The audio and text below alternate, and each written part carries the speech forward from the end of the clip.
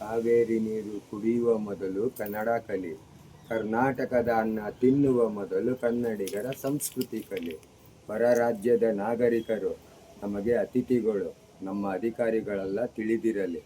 ಭಾರತವೆಂಬ ಊರಿನಲ್ಲಿ ಕರುನಾಡು ಎಂಬ ನಮ್ಮ ಮನೆಗೆ ಎಲ್ಲ ಭಾಷಿಕರಿಗೂ ಆಹ್ವಾನವಿದೆ. ಅತಿಥಿಯಂತೆ ಯಾರು ಬೇಕಾದರೂ ಬಂದು ಹೋಗ್ಬೋದು, ಬೇಕಿದ್ರೆ ಬದುಕು ಕಟ್ಟಿಕೊಳ್ಳಬಹುದು. ಆದರೆ ನಮ್ಮ ಬದುಕನ್ನು ಕಿತ್ತಿಕೊಳ್ಳಲು ಬಂದರೆ ಮಾತ್ರ ನಾವು ಉಗ್ರ ರೂಪ ತಾಳಿ ಬಡಿದಟ್ಟುತ್ತೇವೆ. ಎಚ್ಚರಿಕೆ. ನಾವು ಹೊರ ರಾಜ್ಯದವರಿಗೆ ಕನ್ನಡಿ ಇದ್ದಂಗೆ. ಅವ್ರು ನಮಗೆ ಯಾವ ರೀತಿ ಗೌರವ ಕೊಡ್ತಾರೆ, ಯಾವ ರೀತಿ ಮಾತಾಡಿಸ್ತಾರೆ, ಮತ್ತೆ ರಿಟರ್ನ್ ನಾವು ಅದೇ ಮಾತಾಡಿಸ್ತೀವಿ.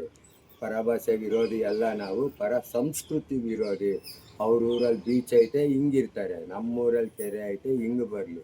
ನಾವು ಕರ್ನಾಟಕದ ಜನ ವಿಶೇಷತೆ ಒಂದು, ಮಂಡಿಯಿಂದ ಕೆಳಗಡೆ ಇರೋರಿಗೆ ಹಿಂಗೆ ಅಂತೀವಿ, ಮಂಡಿಯಿಂದ ಮೇಲೆ ಬಂದವ್ರಿಗೆ ಬೇರೆ ರೀತಿಲಿ ನೋಡ್ತೀವಿ. ನಮ್ಮ ಕೈಲಿ ಹಿಂಗೆ ಅನ್ನಿಸ್ಕೊಳ್ಳಿ, ಬೇರೆ ರೀತಿಲಿ ನೋಡ್ಸ್ಕೊಳ್ಳಿ. ನಾವು ಪರಭಾಷೆ ವಿರೋಧಿ ಅಲ್ಲ, ಇದನ್ನೂ ವಿರೋಧಿ ಅಲ್ಲ. ಯಾಕೆಂದರೆ ನಾವು ಓಡಿಸ್ತಾ ಇರೋದು ಆಟೋ ರಿಕ್ಷಾ. ಅದರಲ್ಲಿ ಎಲ್ಲರಿಗೂ ಆಹ್ವಾನ ಆಗಿದೆ. ಕನ್ನಡದವರು, ತೆಲುಗವರು, ತಮಿಳವರು, ಮುಸ್ಲಿಮ್ಸವರು, ಇಂಗ್ಲೀಷರು, ಯಾರೇ ಬಂದರೂ ನಾವು ಬೇಡ ಅನ್ನೋದಿಲ್ಲ. ನಾವು ಯಾರೇ ಬಂದರೂ ಬನ್ನಿ ಕೂತ್ಕೊಳ್ಳಿ. ಯಾಕೆಂದರೆ ಅವ್ರು ಕೊಡೋ 50 ರೂಪಾಯಿಲಿ ನಮ್ಮ ಮನೆಗೆ ತೊಗೊಂಡೋಗಿ ಕೊಡ್ತು ಅಂದರೆ ಒಂದು ಊಟ ಮಾಡ್ಬೋದು. ಒಂದು ಫ್ರೆಂಡ್ ಜೊತೆ ಬೇಕ್ರಿಗೆ ಹೋಯ್ತು ಅಂದರೆ ಬೈಟು ಟೀ ಕುಡಿಬೋದು. ಅನ್ನದಾತರು ನಾವು ಅವರು ಕೊಡೋ ಮರ್ಯಾದೆ ಕೊಡ್ತೀವಿ. ಆದರೆ ಅವರು ನಮ್ಮ ಹತ್ರ ಮುಗಿಸ್ಕೊಳ್ಳೋದು, ತಮ್ಮ ಬಾಪ್ಪ ಇಲ್ಲಿ ಅಂದರೆ ಹೇಳೋಣ ಹೇಳ್ಗುರು ಅಂತೀವಿ. ಬಾರಲ್ಲೋ ಅಂದರೆ ನೀನೇ ಬಾರಲ್ಲೇ ಅಂತೀವಿ. ಪದ ಒಂದೇ, ಉಪಯೋಗಿಸೋ ರೀತಿ ಬೇರೆ. ಅದರಿಂದ ಹೊರಗಡೆಯಿಂದ ಬರೋರು ಬಂದಿದ್ದೀವಿ, ಇಲ್ಲಿರೋರು ನೀವು ರೆಸ್ಪೆಕ್ಟ್ ಕೊಡಿ, ಮರ್ಯಾದೆ ಕೊಡಿ. ನಾವೆಂಗೆ ಹೊರಗಡೆ ಹೋದಾಗ ನಾವು ಬೇರೆಯವ್ರಿಗೆ ಗೌರವ ಕೊಡ್ತೀವಿ, ಹಂಗೆ ನೀವು ಅತಿಥಿಗಳು. ಅತಿಥಿ ಬಂದು ನೀವು ಒಬ್ಬ ಫ್ರೆಂಡ್ ಅದನ್ನು ಹಾಲಲ್ಲಿ ಕುತ್ಕೋಬೇಕೇ ವಿನ ಅಡುಗೆ ಮನೆಗೆ ಬರಬಾರ್ದು. ಅದೇ ರೀತಿ ಅತಿಥಿಗಳು ಹಾಲಲ್ಲಿ ಇರಬೇಕೇ ವಿನ ಅತಿಯಾಗಿ ವರ್ತಿಸಬಾರ್ದು. ಅತ್ತೆ ಮನೆ ಆತಿಥ್ಯ ಅಪರೂಪಕ್ಕೆ ಚಂದ, ಅತಿಯಾಗಿರಬಾರ್ದು. ನೀವು ವರ್ತಿಸೋ ರೀತಿಲಿ ನಮ್ಮ ರೀತಿ ಇರುತ್ತೆ. ನಾವು ಬೇರೆಯವರ ಪಾಲಿಗೆ ಉಪ್ಪು ಸಕ್ಕರೆ ಇದ್ದಂಗೆ. ನಾವಿಲ್ಲ ಅಂದರೆ ಅಲ್ಲಿ ಕೆಲಸನೂ ಆಗಬಾರ್ದು, ರುಚಿನೂ ಸಿಗಬಾರ್ದು, ನಮ್ಮನ್ನು ಅತಿಯಾಗಿ ಬಳಸ್ಕೊಳ್ಳೋಕ್ಕೂ ಆಗಬಾರ್ದು. 1 ಗ್ಲಾಸ್ ಹಾಲಿಗೆ 1 ಸ್ಪೂನ್ ಹಾಕಿದ್ರೆ ಅದಕ್ಕೊಂದು ಬೆಲೆ. 9 ಸ್ಪೂನ್ ಹಾಕಬಾರ್ದು. ಉದಾಹರಣೆ, ನಾವು ಬರೀ ಖಾರದ ಪುಡಿ ಕಲಿಸ್ಬಿಟ್ಟು ಸಾಂಬಾರು ಮಾಡ್ತೀನಿ ಅಂದರೆ ಸಾಂಬಾರು ಆಗೋಲ್ಲ. 4 ತರಕಾರಿ ಹಾಕಿದ್ರೆ ಸಾಂಬಾರು ಆಗೋದು. ಆದರೆ ಆ ತರಕಾರಿ 40 ಆಗಬಾರ್ದು, ಕಾಳುಳಿ ಆಗೋಗುತ್ತೆ. ಅದರಿಂದ ನಾವು ಬೇರೆಯವರ ಪಾಲಿಗೆ ಉಪ್ಪು ಸಕ್ಕರೆ ಇದ್ದಂಗೆ. ನಾವಿಲ್ಲ ಅಂದರೆ ಕೆಲಸನೂ ಆಗಬಾರ್ದು, ನಾವಿಲ್ಲ ಅಂದರೆ ರುಚಿ ಸಿಗಬಾರ್ದು, ನಮ್ಮನ್ನು ಅತಿಯಾಗಿ ಬಳಸ್ಕೊಳ್ಳೋಕ್ಕೂ ಆಗಬಾರ್ದು. ಕಾಲಕ್ಕೆ ತಕ್ಕನಾಗಿ ನಾವಿರೋದು. ಅನ್ಕೊಂಡಂಗೆ ಆಟೋ ಡ್ರೈವರು, ಆಟೋ ಚಾಲಕರು ಅಂದರೆ ಪ್ರಯಾಣಿಕರು ಕರ್ಕೊಂಡೋಗಿ ಕಾಫಿ ಕೊಟ್ಬಿಟ್ಟು ಕಾಸನ್ನ ಕೈ ಕೊಡೋಂಗಿರ್ಬಾರ್ದು, ಕಾಸನ್ನ ಮೇಲೆ ತಕ್ಕಂಗಿರ್ಬಾರ್ದು. ಯಾಕೆಂದರೆ ಇದರಲ್ಲಿ ನಾವು ನಮ್ಮ ಮನೆಯವ್ರು ಕೂತ್ಕೊಳ್ಳೋ ಗಾಡಿ ಅಲ್ಲ ಇದು. ಪಕ್ಕದ ಏರಿಯಾದವರು, ಪಕ್ಕದ ಮನೆಯವರು ಕೂತ್ಕೊಳ್ಳೋ ಅಂಥ ಗಾಡಿ. ಉದಾಹರಣೆಗೆ ಏನಪ್ಪ ಅಂತಂದರೆ, ನೀವು ಒಂದೇ ತಾವಿರ್ತೀವಿ, ಒಂದೇ ಏರಿಯಾದಲ್ಲಿ ಇರ್ತೀವಿ. ನಮ್ಮ ಅಕ್ಕನೋ ತಂಗಿನೋ ಮೆಜೆಸ್ಟಿಕ್ಕೋ ಮಾರ್ಕೆಟ್ಗೋ ಹೋಗ್ಬೇಕಾಯ್ತದೆ. ನೀವು ಸ್ಕೂಟ್ರಲ್ಲೋ 2 ವೀಲರಲ್ಲೋ ಹೋಯ್ತಾ ಇರ್ತೀರ. ರಾಜಣ್ಣ ನಿಮ್ಮ ಅಕ್ಕನ ಕಳಿಸು, ಮೆಜೆಸ್ಟಿಕ್ ಬಿಡ್ತೀನಿ, ನಿಮ್ಮ ತಂಗಿನ ಕಳಿಸು, ಮಾರ್ಕೆಟ್ ಬಿಡ್ತೀನಿ ಅಂತ ಕಳಿಸ್ತೀವ? ಕಳಿಸಲ್ಲ. ಯಾವುದೋ ಗೊತ್ತಿಲ್ದಿರೋ ಒಬ್ಬ ಆಟೋ ಡ್ರೈವರ್ನ ಕರೆದ್ಬಿಟ್ಟು ಆಟೋ ತೊಗೊಂಡೋಗಿ ಮೆಜೆಸ್ಟಿಕ್ ಬಿಟ್ಬಿಡಪ್ಪ ಅಂತೀವಿ. ನಾವು ಬೆಳಗ್ಗೆ ಹೊತ್ತು ಎದ್ದು ಬರಬೇಕಾದ್ರೆ ಏನಂತ ಬೇಡ್ಕೋತೀವಿ? ಅಪ್ಪ ದೇವರೇ ನಮ್ಮನ್ನು ಕಾಪಾಡಪ್ಪ, ನಮಗೊಂದು 4 ಕಾಸು ಕೊಟ್ಬಿಟ್ಟು ರಕ್ಷಿಸಪ್ಪ ಅಂತೀವಿ. ಆ ದೇವರೇ ನಿಮ್ಮ ರೂಟ್ನಲ್ಲಿ ಬರೋಲ್ಲ ಅಂತ ಏನು ಗ್ಯಾರಂಟಿ? ನಮ್ಮ ಆಟೋದಲ್ಲಿ ಬರೋರು ಬರೀ ಬಾರ್ಗೆ ಪಬ್ಗೆ ಹೋಗೋರಲ್ಲ. ಕಾಲೇಜ್ಗೆ ಹೋಗಿ ಎಕ್ಸಾಮ್ ಬರೆಯೋರು ಬರ್ತಾರೆ, ಹೆಣ್ಣು ನೋಡೋಕೆ ಹೋಗೋರು ಬರ್ತಾರೆ, ಸತ್ಯನಾರಾಯಣ ದೇವಸ್ಥಾನಕ್ಕೆ ಹೋಗೋರು ಬರ್ತಾರೆ.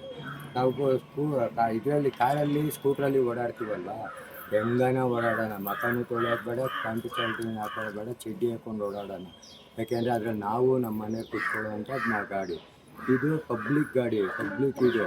ರೋಡಲ್ಲಿ ಬಿಡೋರು ಬಸ್ ಡ್ರೈವರು, ಮನೆ ಹತ್ರ ಬಿಡೋರು ಆಟೋ ಡ್ರೈವರು.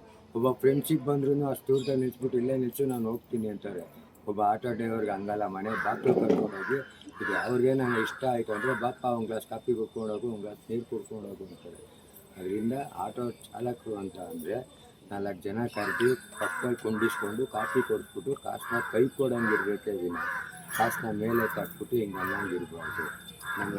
ಈಗ ನಾನು ಕಂಡಂಗೆ ಒಬ್ಬ ಆಟೋ ಡ್ರೈವರ್ಗೆ ದುಡ್ಡು ಮುಖ್ಯ, ಕೊಡೋ ಅಂಥ ಜನ ಆಗಲಿ ಹೋಗೋ ಅಂಥ ಏರಿಯಾ ಆಗಲಿ ಮುಖ್ಯ ಅಲ್ಲ. ಯಾಕಪ್ಪ ಅಂದರೆ ಇವಾಗ ನಾವು ಹೋಟ್ಲಿಗೆ ಹೋಗಿ ಬೈಟು ಕಾಫಿ ಕೊಡಪ್ಪ ಅಂತೀವಿ. ಕೆಲವರು ಗಾಜಿನ ಗ್ಲಾಸಲ್ಲಿ ಕೊಡ್ತಾರೆ, ಕೆಲವರು ಸ್ಟೀಲ್ ಗ್ಲಾಸಲ್ಲಿ ಕೊಡ್ತಾರೆ, ಕೆಲವರು ಪೇಪರ್ ಗ್ಲಾಸಲ್ಲಿ ಕೊಡ್ತಾರೆ.